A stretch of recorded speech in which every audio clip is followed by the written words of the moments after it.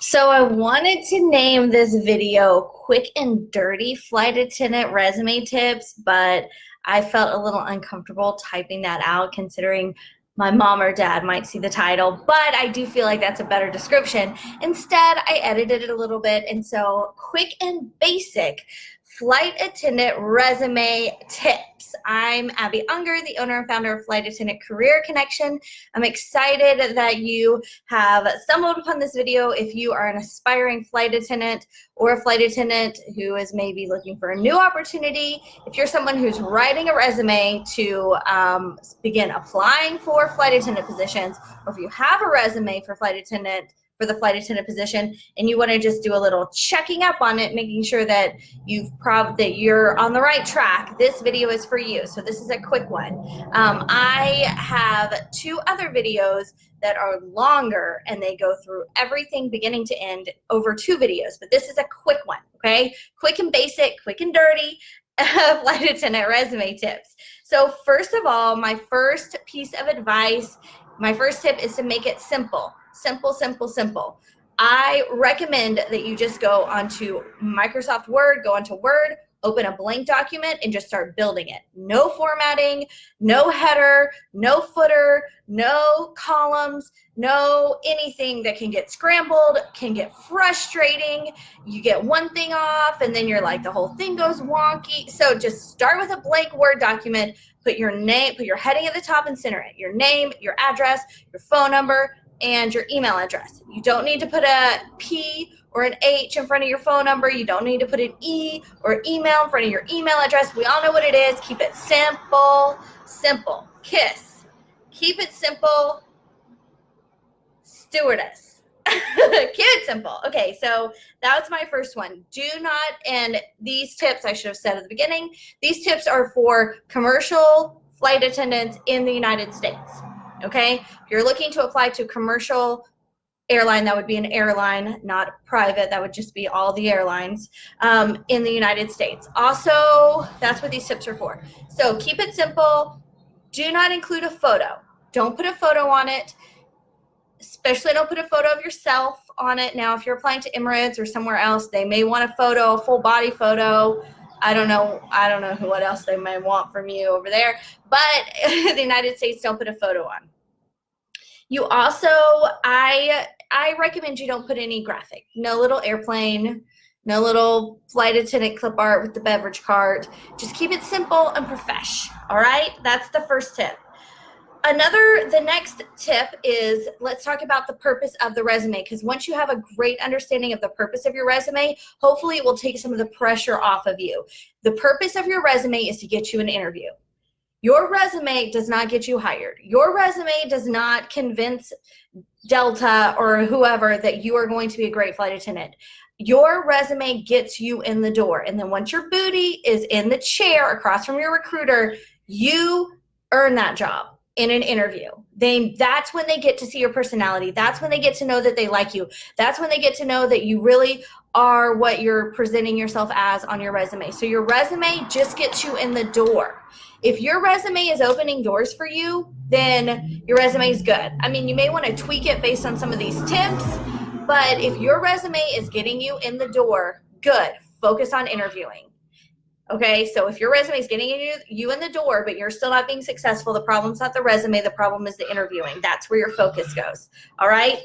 The way that the resume gets you in the door is almost every airline nowadays, all of them, big and little, use a software program that will pre-qualify or pre-screen your resume looking for keywords. This is another reason I recommend a simple, easy for a computer to scan without it getting jumbly and all distorted, simple. But this software program is looking for keywords, all right? So you may have seen advice to have a keyword-rich resume. Keywords are special words that the airline feels like match the qualifications of a flight attendant. So they say, all right, if the resume has these words, these key words, then they probably are a match and we should move them on to the next step. Their resume has opened the door and let's learn more about them. So keywords are important because there's a computer that is reading your resume, not a human being. So a human being may be able to understand that provide an excellent ambiance to every guest I encounter. Like, oh, that sounds like great customer service. A computer doesn't go, oh, that sounds like great customer service. It goes, I don't know what that said. So that's why keywords are important. So keywords, for example, would be things that you would find in a job description of a flight attendant. Okay, so customer service, safety, teamwork, dependability, flexibility, multitasking, problem solving, and more. Those are the ones I know off the top of my head. So that was 7 right there off the top of my head. Those are ones that, I mean, those are the 7 you want to kind of stick with, actually, honestly. I wouldn't go digging too deep. If you can put those on there, dependability, flexibility, customer service, safety, teamwork, problem solving, multitasking, attention to detail. They're also looking for words like server, helpful, hospitality, things like this. Although if you don't have a hospitality background, you don't have to like stick that word in there randomly. You can use other words like customer service. So you still want to be representing your background, but just think about the keywords. Don't get so creative with your thesaurus that you have now, fancied yourself out of getting past the software. All right. Next tip. So first, keep it simple. Next, remember your keywords and the purpose of your resume to open those doors. Okay, so now let's talk about the meat of the resume. Your experience, your work experience should be about the last 10 years. You should go back 10 years at least. If you've got more that you have to add on the back, that's fine. 10 years though is standard, is recommended. 10 years. Go back 10 years and you're gonna wanna list your jobs. I think you should list all of your jobs because they're going to end up being on your application, which we'll talk about that in a second. So I don't think there's any reason to really leave anything off of your experience. If you have a couple jobs that are very similar, you could actually just stick them together so that it says like Applebee's, Outback, Panera Bread, and then since the job duties are similar, you would just have the job duties once instead of having them each fleshed out, but they're still all on there. All 3 jobs are still on there. So you're going to go back about 10 years, use bullet points for your job duties. It makes it easy for your recruiter once you're in the chair to quickly pull information out of your resume and scan through your resume. It makes it pleasant for the eye so that you're not reading a paragraph. They're not reading a paragraph as they're trying to interview you. They can quickly pull out information to ask you questions, okay? So use bullet points. Do not use a period at the end of your bullet point. If you have had your resume rewritten by another, not me, but there's another person that rewrites flight attendant resumes that tends to use periods at the end of the bullet points, I would recommend that you go and take all of those bullet points out. If you are also in that position, I would also recommend that you rewrite your objective so that it's personalized for you and so that you don't have that same objective that everyone else that has used her service has.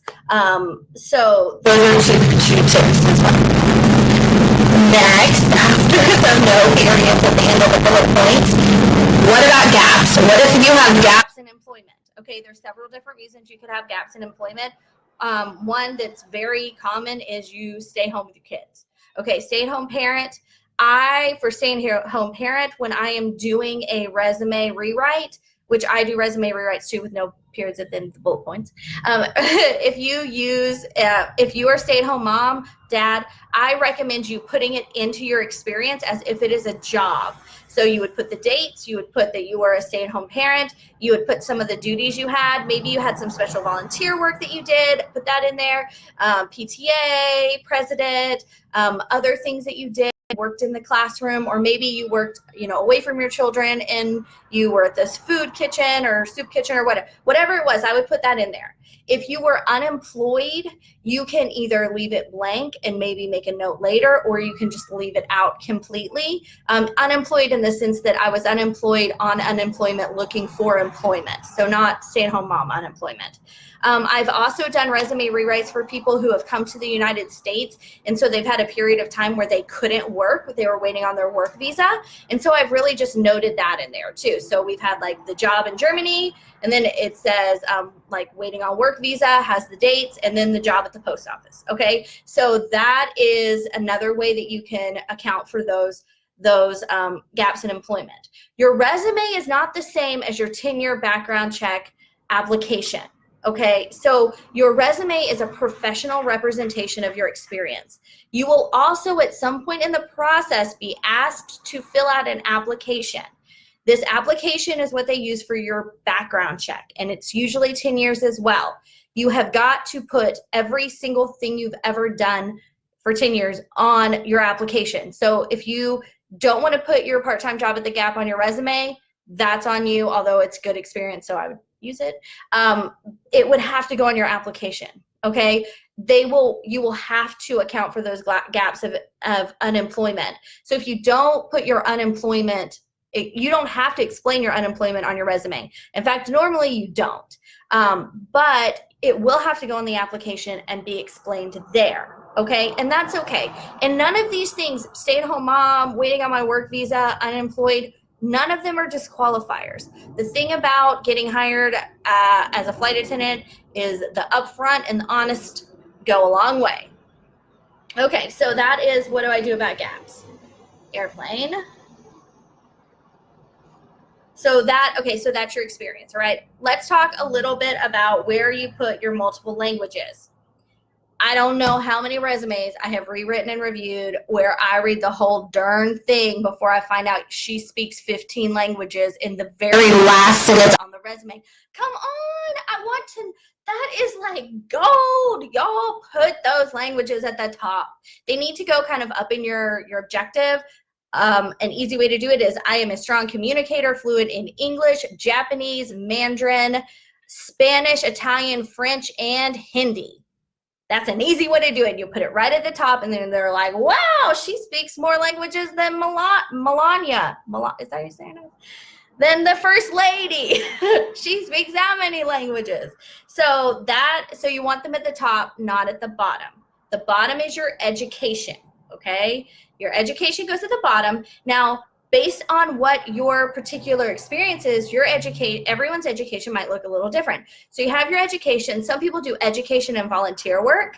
So we sort of list out, like here's my high school, here's my college, here's my Habitat for Humanity, and I, PTA, whatever. Okay, so that could go there. You could have education and training. So you could say high school, college, CPR certified, first aid certified, Red Cross certified, special safety certification through a former employer, which you wouldn't write like through a former employer. You would be like at Walmart or whatever it was. You could also put down in there, if you were a flight attendant more than 10 years ago, this is where you can note that you have flight attendant experience, because your education could be Jamestown Christian School, Charleston Southern University, Continental in-flight training, initial training. So you can put it there, and then you have it noted. So it could come up in conversation. It's noted on your resume, but if it's more than 10 years ago, you're not necessarily going to put it in the experience. All right, so that is my quick and basic resume tips. Like I said, I have 2 videos that are much more expanded. Also, I've mentioned it a couple times, I do offer resume services. If you're like, forget this, do it for me, I can do that. I can just do it for you. Your resume will be ready to go. I put the link in the description to the resume services. Another option is I do offer resume reviews. If you're like, I think I got it, Abby, but would you just look at it and tell me if I'm missing something? I also do, and that's a resume review. So I would look at your resume, you'd send it to me finished. I look at it, tell you where you can make it better, tell you where it looks awesome, and then you kind of fix it up. So resume rewrites, resume reviews.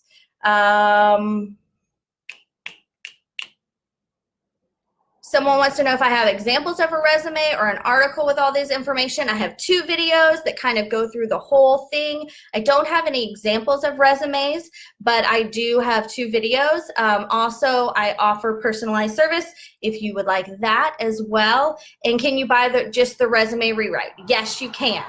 If you send me a private message or an email, careerconnection@gmail.com, then we can definitely set that up, Maria. All right, thank you for tuning in. If you have any other tips for resumes, things that you found helpful, you can click them or type them down in the comments.